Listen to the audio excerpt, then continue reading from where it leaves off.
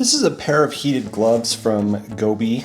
These are glove liners, so they're meant to be worn on the inside of other gloves, or you can wear them just by themselves, but they work a little bit better if you keep the heat contained that is coming off of the glove. So looking at the glove here, it does have a little touch screen sensor here. It works okay. Up here you have the power button to turn it on and off.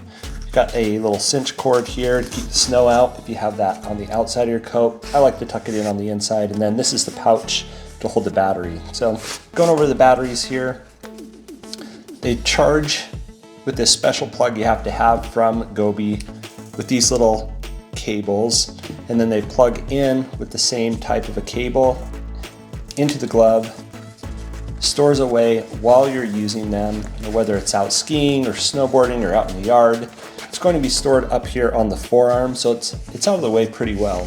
So once that's on, you can use the power button here. Hold that down to turn them on. You can see there's 3 different bars here.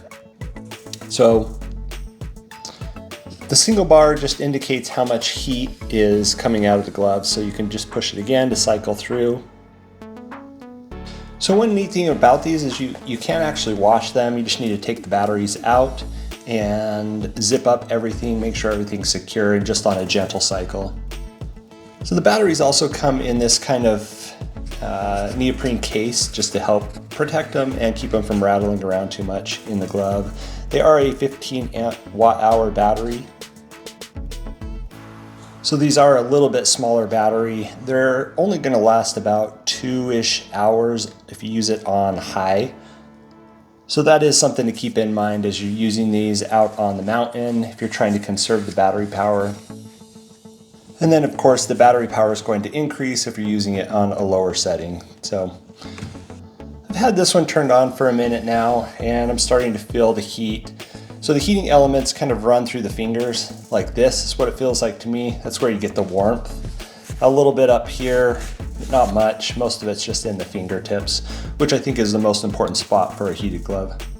Another nice thing is this little storage bag inside the batteries in here, your charger in here, and the gloves will store away in there. It's nice to just be able to keep all those pieces together. So I've had these gloves on, this one on for maybe a couple minutes now, and this one's not off. I've got a little thermometer here. Just wanted to show you how warm the glove does get on high. It's not as hot as you would think it would get, but when it's inside of like a mitten, it does contain the heat a lot better than it just sitting out here where the heat just dissipates quickly. So I'm aiming it right at the end of the finger here. It's about 68 degrees. And coming over to the heated one, 84. These will get up to about 100. So there I'm aiming it at the side of the glove, right where that heating element is, getting up to 95 when it peaks out there. So it gives you an idea of how warm they actually are. And when you're containing these inside of another glove, they're a lot warmer. Overall, if you're someone that gets cold hands when you're working outside or skiing or snowboarding, these are a great option just to kind of take that edge off. I prefer the liners over some of the heated gloves that they have, just because I can choose what kind of glove I want to wear. These do fit nicely over other gloves too, but do keep in mind that you've got a big battery there that's going to be on the wrist. So if you have a glove that fits up higher, that's tighter, you might have some trouble getting that glove over the top of this. Overall, great way to keep your hands warm in the cold months.